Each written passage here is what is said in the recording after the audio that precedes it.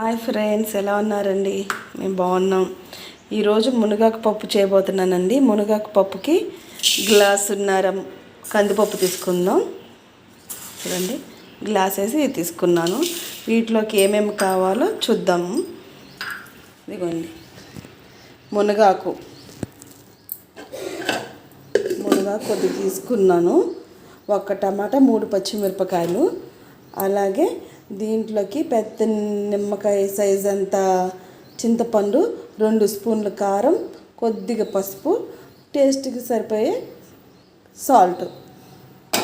ముందు కందిపప్పుని కలుపుకుందామండి. ఇదిగోండి, ఇలాగా టీ గ్లాస్న్నర పోసుకున్నాను కదా, వేసాను కదండి కందిపప్పు. 6 టీ గ్లాసుల వాటర్ పోసానండి. ఇప్పుడు గ్యాస్ వెలిగించి పెట్టుకున్నాం.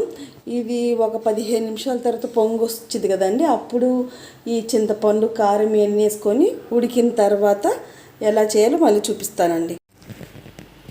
పప్పు మెదిపేసానండి. 15 నిమిషాలు 20 నిమిషాలు అయిన తర్వాత మెదిపాను.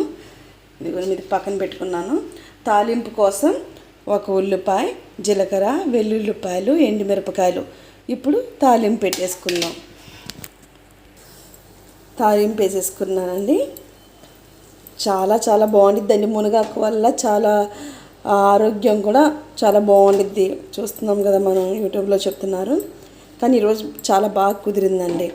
మీరు కూడా నేను చెప్పినట్టు చేసి చూడండి. చాలా టేస్టీగా ఉండిద్ది. Bye friends.